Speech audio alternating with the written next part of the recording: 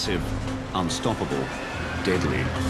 A level of destruction that was, over hundreds of miles of the coastline. We'll travel the globe investigating some of the world's most devastating tsunamis. Each bigger than the last, each packing more punch, each taking us one step closer to a mega tsunami. A wave that will not just rewrite the record books, it will erase them.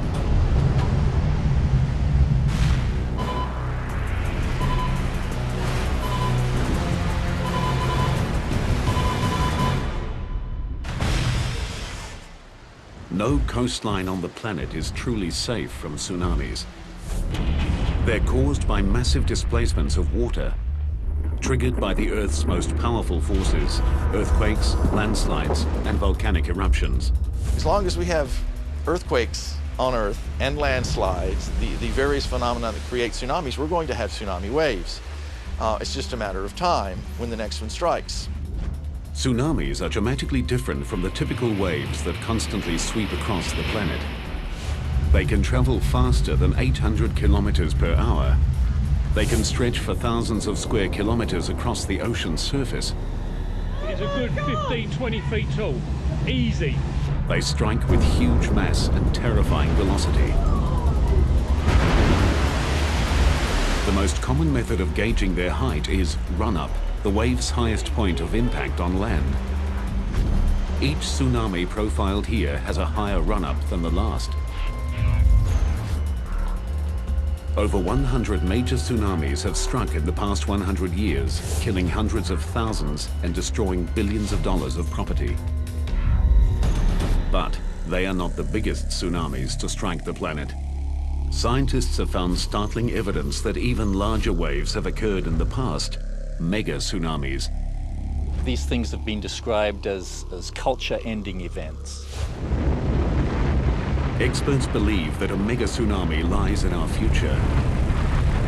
To understand its power, scale, and potential, we'll first investigate 5 of the most destructive tsunamis of the past 60 years. Each has its own character, each has its own story, each brings us closer to a mega disaster.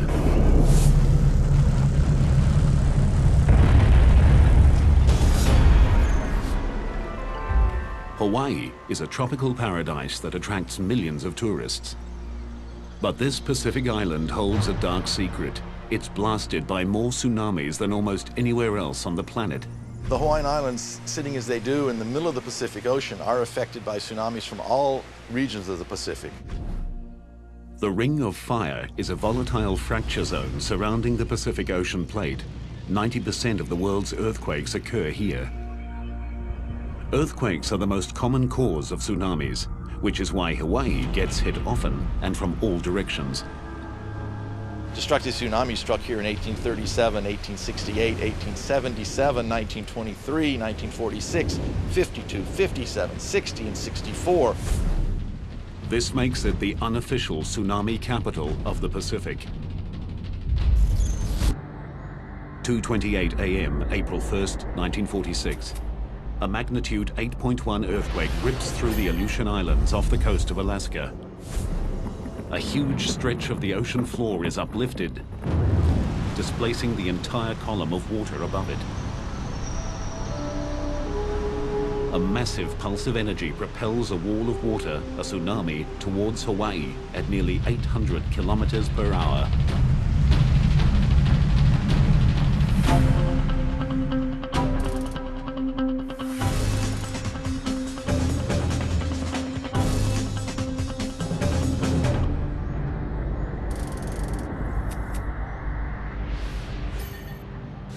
(3,800 kilometers away in the small seaside village of Laupahoehoe, children and teachers gather to prepare for the day's classes. Marsu McShane is one of the teachers. We were in our cottages, and the Akionas who lived in that house that's no longer there knocked on our door and said, "Come see the tidal wave."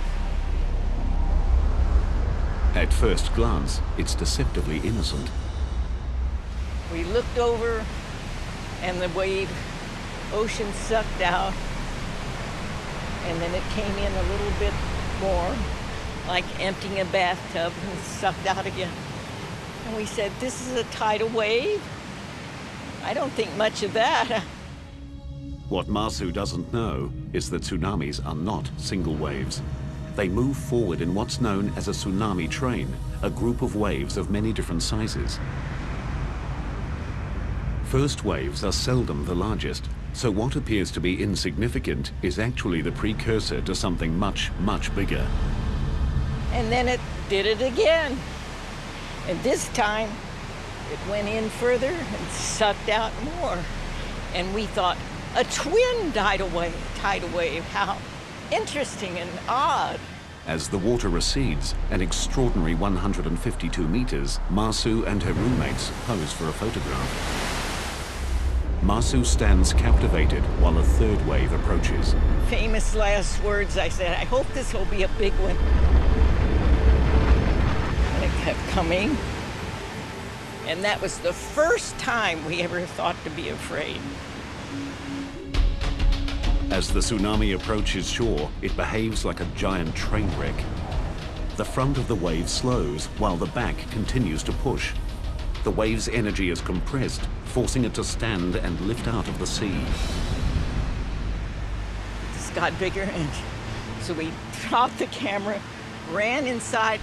I can remember the water just crashed in the windows. The roof fell down.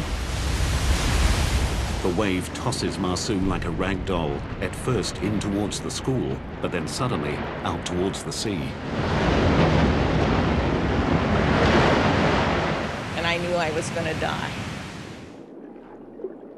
Masu spends the next 9 hours clinging to debris before finally being rescued. She is the only lucky one. All of her roommates perish. At the school, 16 children and 5 teachers are lost. But the tsunami is not finished with Hawaii. 37 kilometers south of Laupahoehoe, the sleepy trading town of Hilo Bay is also caught unawares.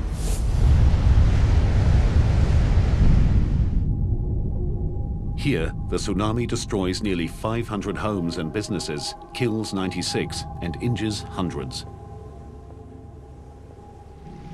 Descriptions of the 1946 tsunami were that it came across the breakwater with the greatest of ease, just overcame it, and then washed across town. Other people describe seeing boulders blasted out as the water surged across. Walter Dudley is an oceanographer from the University of Hawaii in Hilo Bay. For more than 20 years, he's studied tsunamis. One of his most significant findings is that their destructive power is caused not just by the wave itself, but also by what's underneath them. Well, one of the things that makes them such an interesting phenomenon to study is that they are all different. And as they travel across the oceans, they're affected by the ocean floor along their tracks. So the waves are constantly being bent or refracted. And then as they come ashore, they are further altered. No two pieces of coastline are the same. Each has its own unique undersea topography that affects the waves differently. In Hilo, it is the natural rounded shape of the bay. You can think of a bathtub, and as little children get in a bathtub, they can slosh the water back and forth, and they quickly find out that there's a speed at which the water will really move. The first 2 waves to hit the bathtub-shaped Hilo Bay caused the water to slosh back and forth. When a third wave arrived, it combined with the sloshing water to produce a larger and more destructive wave.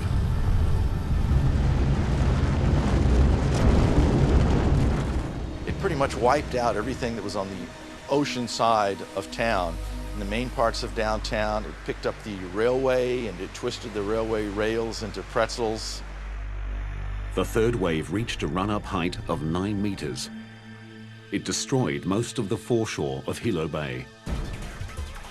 But less than 15 years after the '46 disaster, Hawaii would again be hit by a deadly tsunami.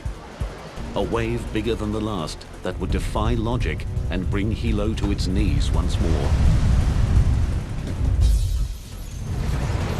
On May 22, 1960, the largest earthquake in recorded history ruptures the Earth's crust off the coast of Chile. 1,000 kilometers of the ocean floor is violently thrust up 20 meters, spawning a monster tsunami. It's so huge and powerful that it crosses the entire Pacific Ocean, slamming into Hawaii on the way.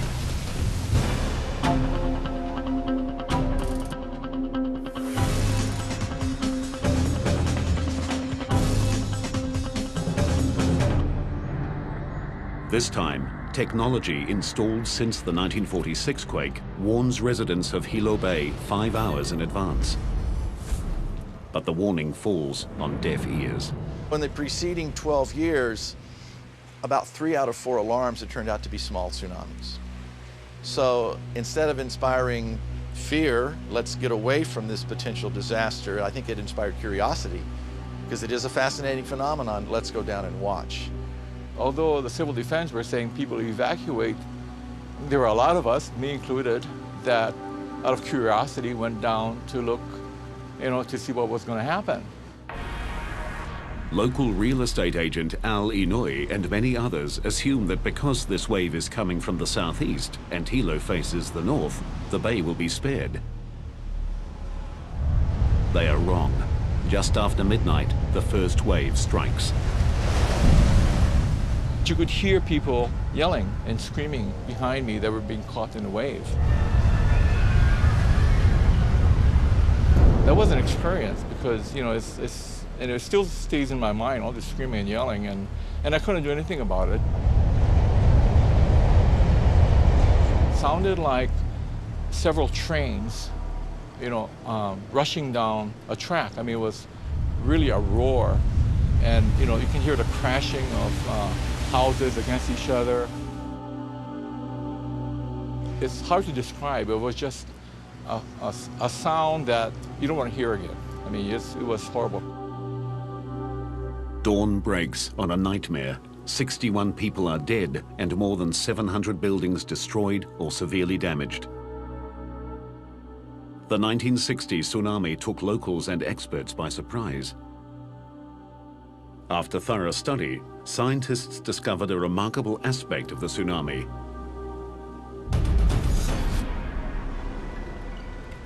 As the wave reached the shallow water off the southeast coast of the island, the middle of the wave slowed, while the outside of the wave kept moving, causing the wave to wrap around the island.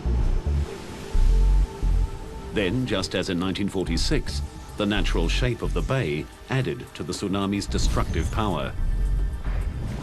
This time, the largest wave had a run-up height of 10.5 meters, 1.5 meters higher than in 1946. But Hawaii wasn't the only location struck by the monster tsunami. It roared thousands of kilometers across the Pacific, striking virtually every coast, including Japan, where 122 people died. Tsunamis have an incredible amount of energy, and as they travel across the ocean, they use up very, very little of that.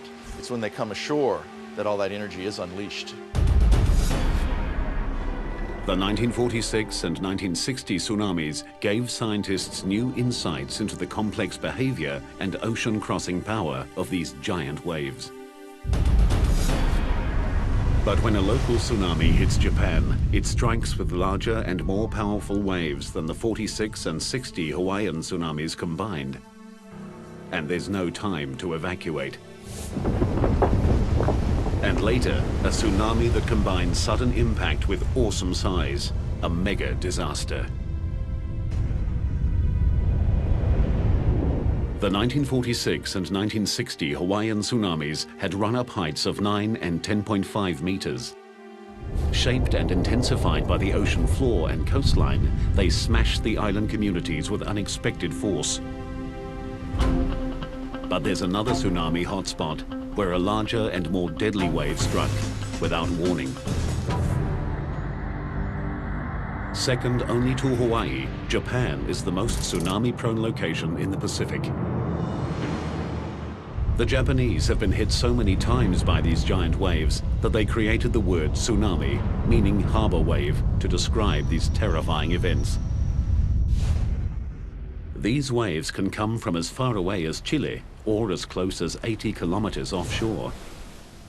The locally generated tsunamis pose the greatest danger. They strike within minutes of being formed and with awesome power.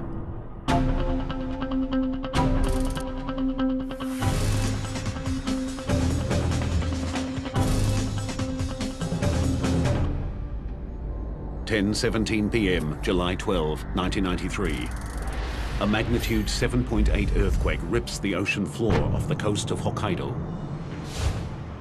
The epicenter is only 80 kilometers from the tiny island of Okushiri and generates one of the biggest and most destructive tsunamis Japan has ever experienced. Fisherman Jiro Adachi from the village of Aonai knows about tsunamis. He survived one 10 years earlier that also hit Okushiri. When Jiro feels the earthquake, he knows a tsunami is probable.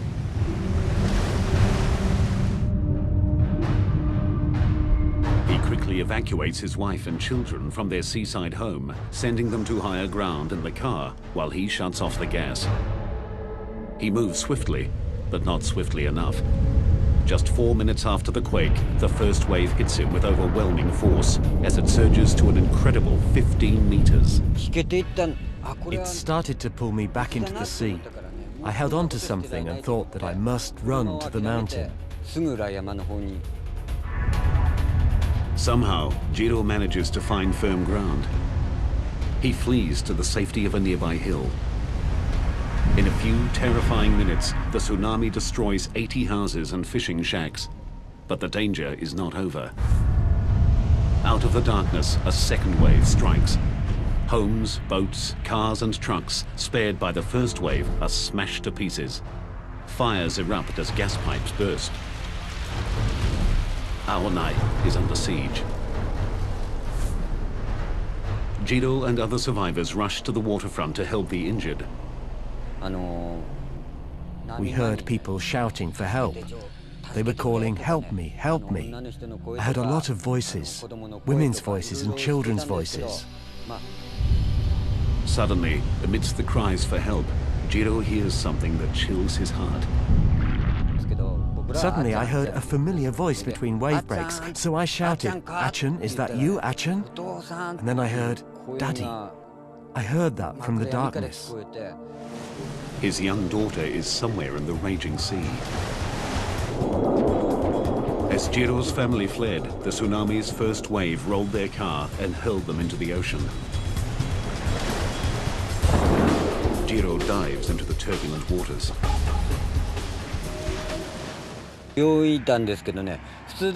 Normally I'm a great swimmer, but this was incredibly difficult. Sometimes I was swimming, but I couldn't move forward at all. And other times I'd suddenly be pulled backwards by the sea. Miraculously, father and daughter make it to shore. 7 hours later, the Coast Guard finds Jiro's wife and son kilometers out to sea, clinging to debris. As dawn breaks, the tsunami's power becomes horrifically clear. Large parts of Aonai are completely flattened. Fires continue to rage, and most of the fishing fleet is lost. Across the island, 437 houses are destroyed and more than 800 severely damaged. 198 people are dead. The aftermath of the disaster confronts scientists with an intriguing mystery. The two waves that hit Aonai came from completely different directions. The first wave of the tsunami came from the west area where the seismic center was, and it attacked only the low part in the south area of Aonai. But the second wave came from the east, away from the tsunami's source. The second wave came in just 10 minutes after the first, and it attacked all of this area of Aonai.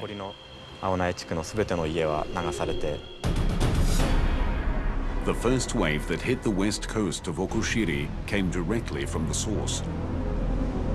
But then, just like in Hawaii, the tsunami wrapped around the island, creating a second wave that struck Aonai from the opposite direction. But the wraparound effect does not explain why the tsunami hit Okushiri with such brutal force. The reason is the extreme proximity of the event which created the tsunami. After a tsunami is generated, it radiates out like ripples on a pond. As the ripples expand wider and wider, the energy spreads out over a larger area. The closer the source of the tsunami is to the impact zone, the more concentrated the energy. Okushiri was only 80 kilometers from the source, so it received the full brunt of the tsunami. Just north of Aonai, the waves reached a staggering 31 meters.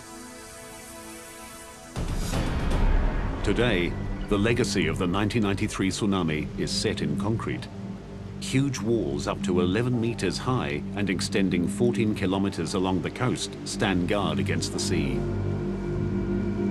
Powerful steel gates protect river mouths, and the harbor is bolstered by concrete blocks to reduce wave impact. These ramparts against the waves are stronger than normal sea walls for good reason. The forces they must withstand are utterly different. Normal waves form through the transfer of energy from the wind to the ocean surface. Tsunamis are generated by phenomenal transfers of energy. Even the largest wind waves have a maximum wavelength from crest to crest of a few hundred meters. Tsunamis can have wavelengths of hundreds of kilometers. When they hit, they keep coming and coming. In a unique experiment, scientists in Japan are measuring the impact of those forces. At this lab in Kanagawa, engineers are using the largest man-made tsunami in the world to help design stronger coastal structures.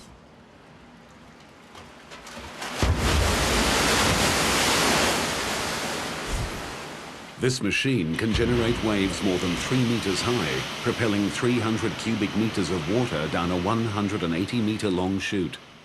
The best thing is to know the characteristics of the power of tsunami in each situation and build buildings according to those characteristics. Taro Arikawa leads a team that measures the power of tsunamis under controlled conditions. This tsunami is only 2/3 of a meter high, but it strikes with 1 ton per square meter of power. And extending 14 kilometers along the coast, stand guard against the sea. Powerful steel gates protect river mouths, and the harbor is bolstered by concrete blocks to reduce wave impact. These ramparts against the waves are stronger than normal sea walls for good reason. The forces they must withstand are utterly different. Normal waves form through the transfer of energy from the wind to the ocean surface. Tsunamis are generated by phenomenal transfers of energy. Even the largest wind waves have a maximum wavelength from crest to crest of a few hundred meters. Tsunamis can have wavelengths of hundreds of kilometers. When they hit, they keep coming and coming.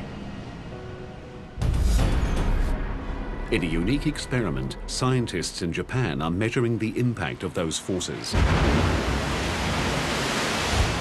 At this lab in Kanagawa, engineers are using the largest man-made tsunami in the world to help design stronger coastal structures.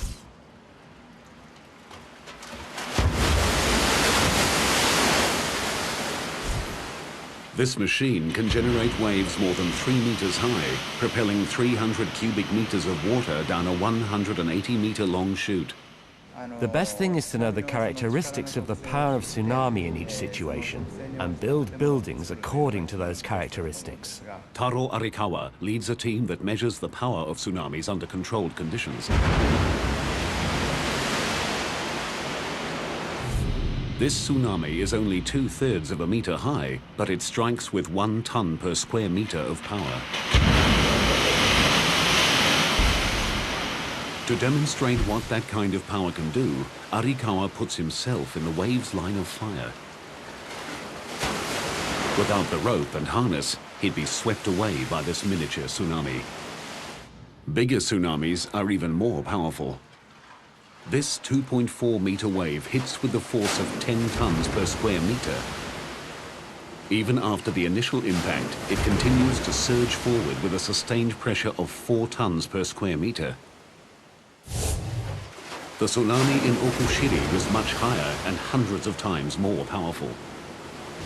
Scientists here believe their studies will translate into stronger and better engineered structures, capable of withstanding tsunami strikes.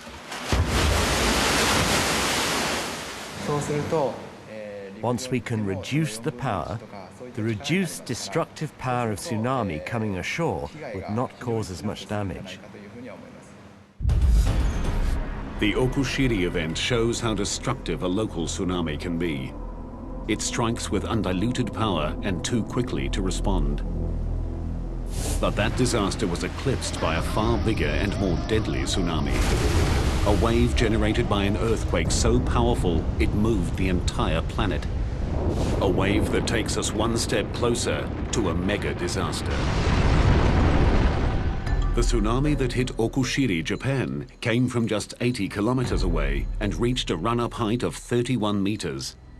It killed 198 people and destroyed most of the fishing village of Aonai. But it pales in comparison to the deadliest tsunami of modern times.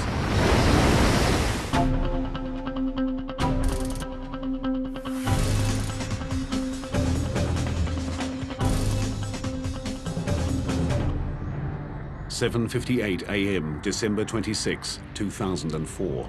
Deep in the ocean off the coast of Sumatra, Indonesia, 1,200 kilometers of the Earth's crust ruptures in the second largest earthquake ever recorded.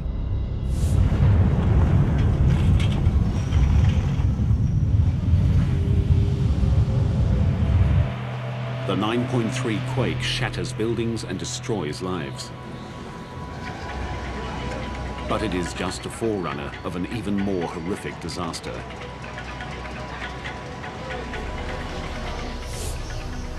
An epic tsunami spreads across the entire Indian Ocean, striking 12 countries. As with Okushiri, Japan, the local effects are the most immediate and the most devastating. 16 minutes after the quake and 250 kilometers from its epicenter, northern Sumatra is struck by 35-meter-high waves. The capital city of Banda Aceh is decimated.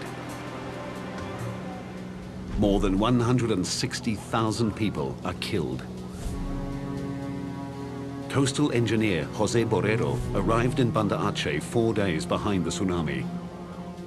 I've seen hurricane damage, and I've seen some flood damage before, and I've seen a lot of tsunami after effects before also, but this definitely was the worst. What was amazing about it was the scale. 70% of all buildings in Banda Aceh are flattened. More than 70 kilometers of coastline show evidence of wave heights above 30 meters. It was a level of destruction that was over hundreds of miles of the coastline, the same level of destruction. So it wasn't just isolated pockets of areas that were wiped out, but the entire coast and then the entire city of Banda Aceh.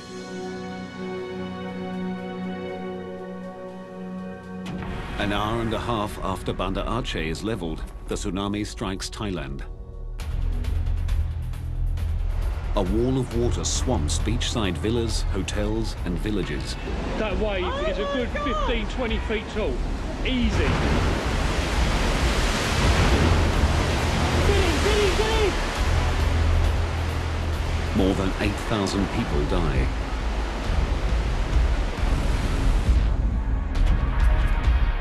(2,000 kilometers to the west, on the island nation of Sri Lanka, 100 billion tons of water surges inland, killing 35,000 people and leaving another 500,000 homeless.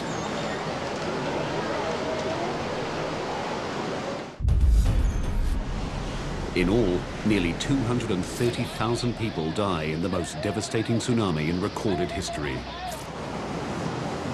the death toll higher than for all other major tsunamis in the past 300 years combined. The power of the earthquake that triggered the tsunami was staggering. The entire planet's sea level rose by 1/10 of a millimeter. Every spot on Earth moved at least 1 centimeter. As scientists struggle to comprehend the enormity of the event, a bizarre anomaly comes to light, one that took an additional tragic toll.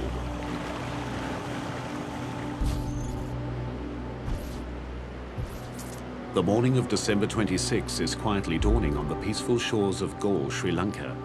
British tourists Camilla and Dominic Welby are sleeping in their beachside bungalow with their 11-year-old son, Hector.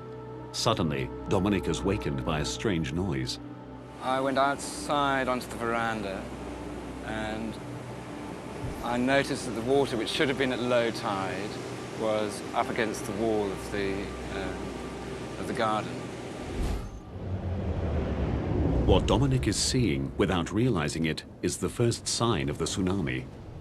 At the point of its creation, the bottom of the tsunami, called the negative wave, went east towards Thailand and Indonesia, while the top, called the positive wave, went west towards Sri Lanka. When the bottom of a wave arrives first, gravity sucks the water out, lowering the sea level. When the top of a wave arrives first, it comes like a flood. This is what the Welbys are experiencing.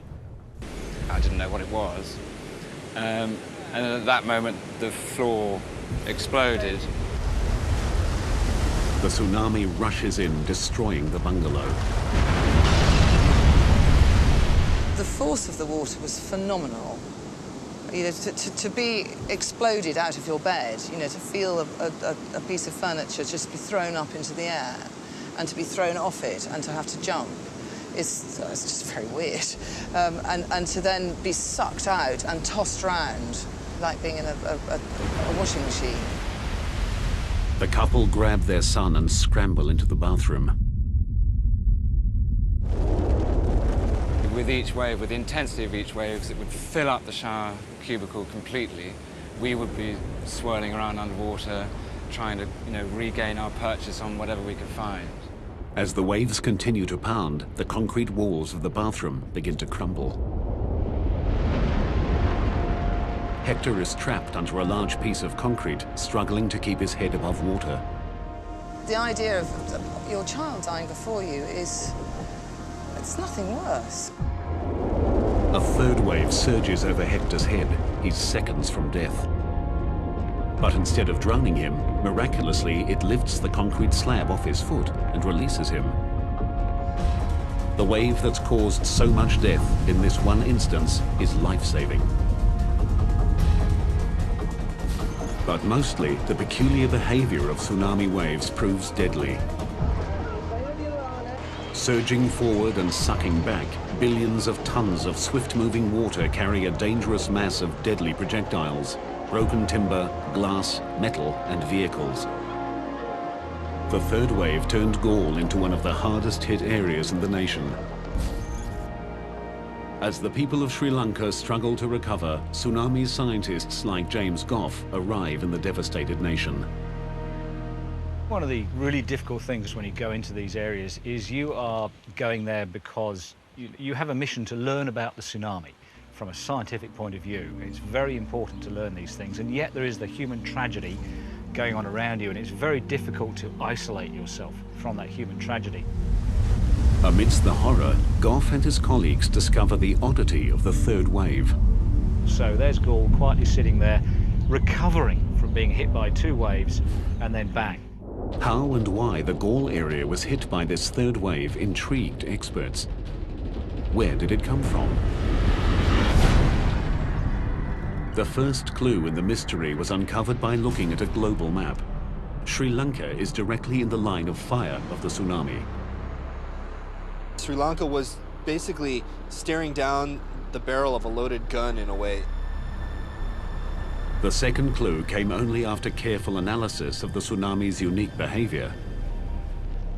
So the tsunami wave goes all the way past Sri Lanka, heading off to the east coast of Africa, But on the way, whack, it hits into the Maldives, and a lot of the energy is reflected back from the Maldives, and the first place that hits is Galle.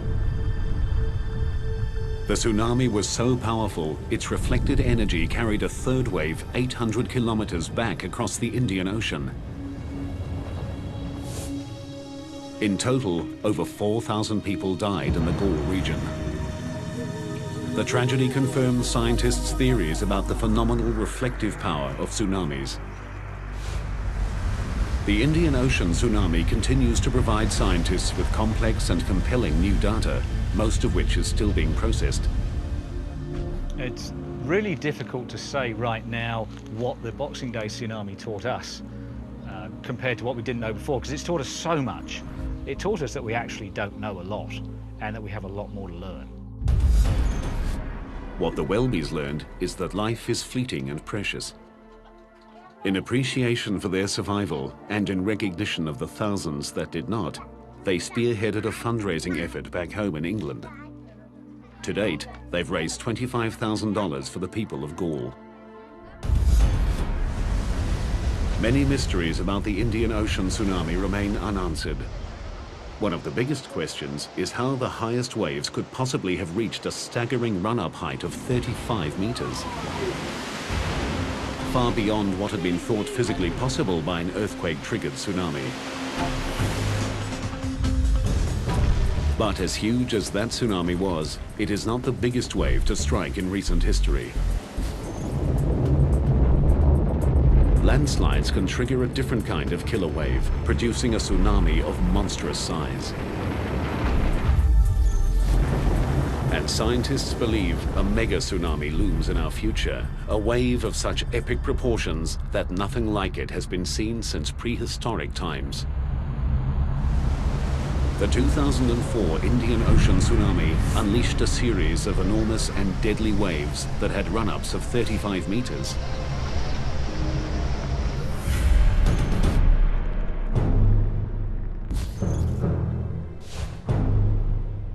But they are dwarfed by another wave that forced scientists to become detectives. What they discovered was a new kind of tsunami, one of unimaginable size and power.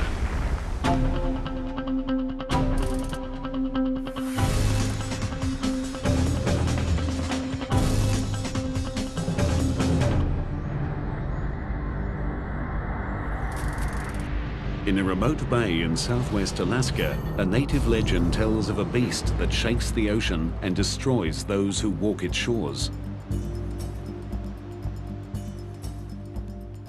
In 1958, a local fisherman came face to face with that beast, a mysterious wave more than twice the height of the Golden Gate Bridge.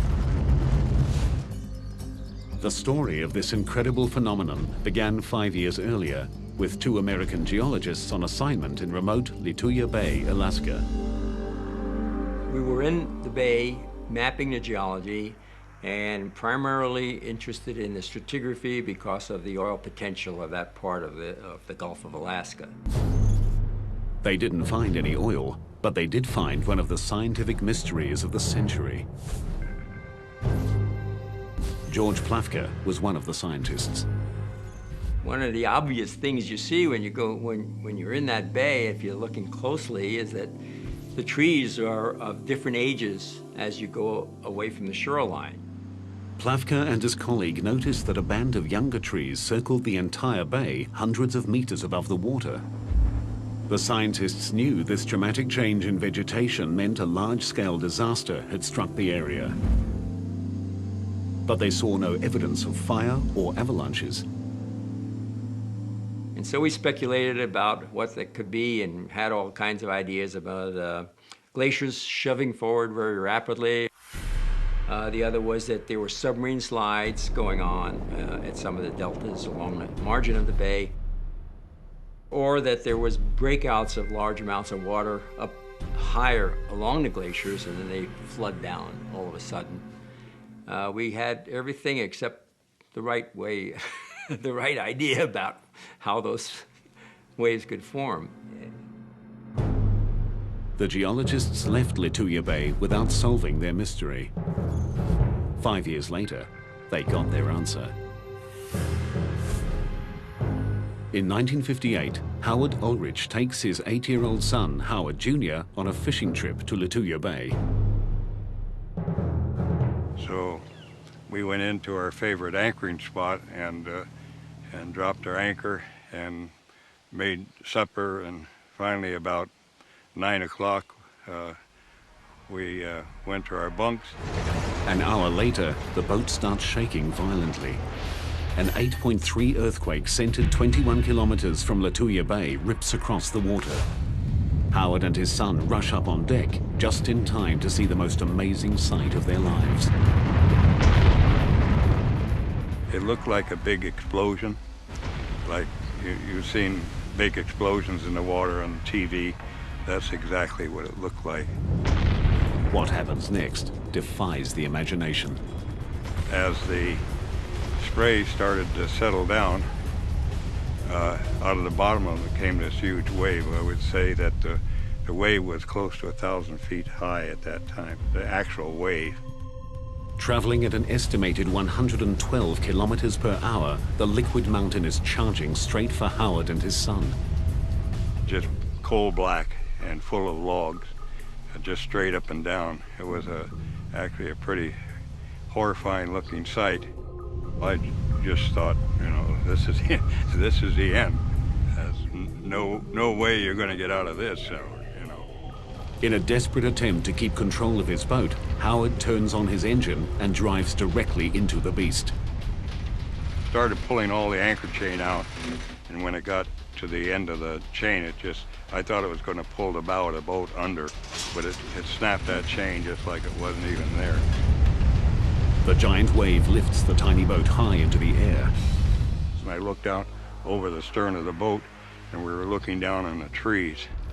And I figured that's where we were going to end up. Unbelievably, their boat rides up and over the wave, and the Ulriches land back in the bay unharmed. 2 other vessels and their 4 occupants are not as lucky. This incredible footage was filmed the next day. Everything in the wave's path is destroyed, no trees are left standing, and most soil is ripped off down to bedrock.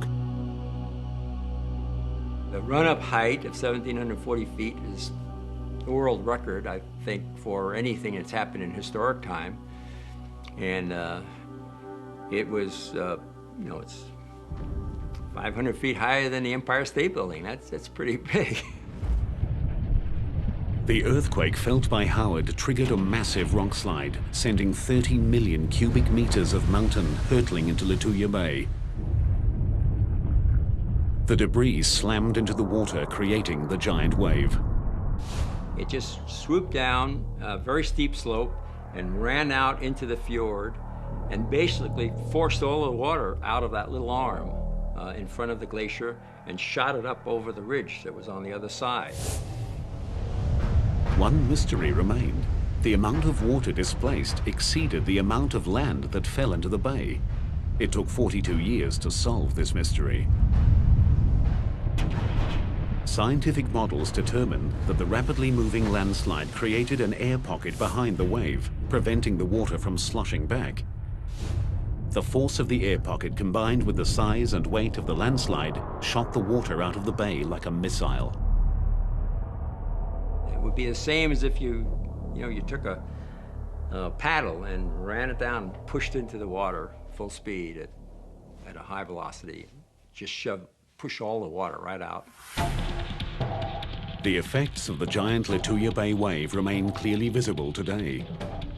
The event rewrote the history books and changed our understanding of tsunamis forever. Landslides can and do produce waves far larger and more destructive than ever thought possible. Lituya Bay's desolate location limited the damage caused by the giant tsunami. But should an even bigger landslide-generated wave strike a major city, the result will be a mega disaster.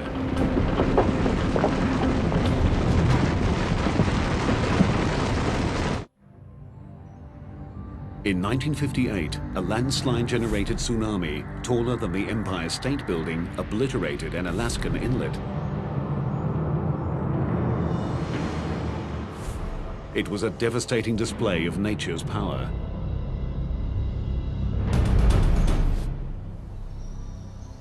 But across the Pacific Ocean, on the gentle slopes of Oahu, Hawaii, scientists have uncovered evidence of a potential disaster that would dwarf the Indian Ocean and Lituya Bay tsunamis combined. It's almost incomprehensible, the scale, the enormity of these things. It would be quite a view. Gerard Fryer is a geophysicist from the University of Hawaii. He uses advanced computer modeling and field data to forecast tsunamis. His research has uncovered a potential wave so big that even the best laid evacuation plans may not be enough. These things have been described as culture-ending events. The state would essentially be knocked back to the Stone Age. This mega tsunami would combine the dizzying height of a landslide-triggered wave with a tsunami that strikes a densely populated landmass, in this case, Hawaii.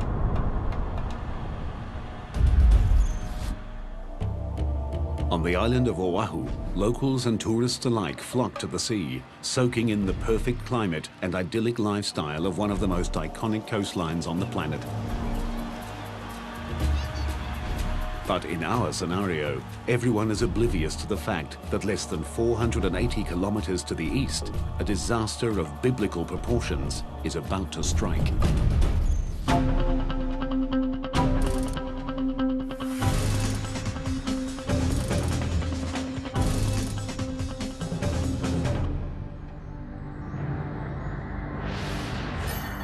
The mega disaster is triggered by the eruption of the world's largest volcano, Mauna Loa, on the big island of Hawaii.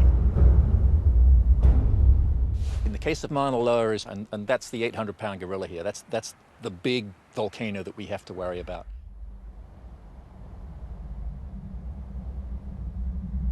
As Mauna Loa is preparing for eruption, the southwest rift zone of Mauna Loa inflates with magma. The entire mountain swells, which means that the outer slopes get steeper.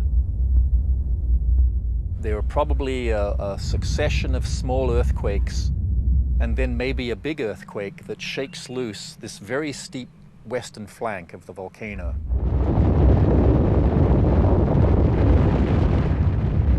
Almost 1,500 cubic kilometers of earth and rock plummet into the sea. On impact, the land displaces a massive amount of water. The ocean rushes back to fill the giant gap. From this cataclysmic disturbance emerges the tsunami, heading directly for Honolulu.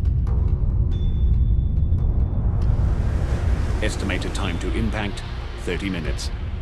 This is the direction that a big tsunami would come from the Big Island. The wave first becomes visible as it stands and breaks on a shallow bank, 40 kilometers southeast of Honolulu.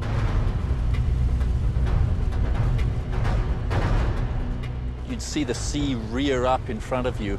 It would be huge. It would rise up above you the size of a building, the size of a 10-story building. Surging inland at up to 70 kilometers per hour, the tsunami slams Honolulu.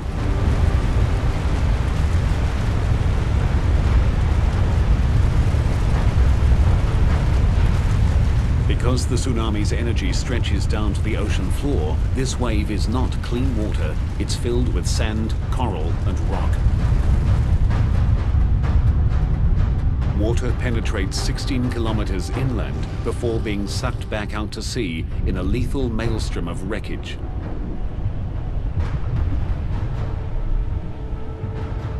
It annihilates nearly everyone and everything in its path.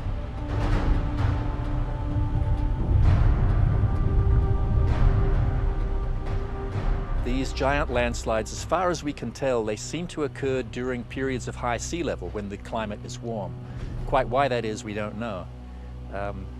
But we are in a warm period right now with high sea level.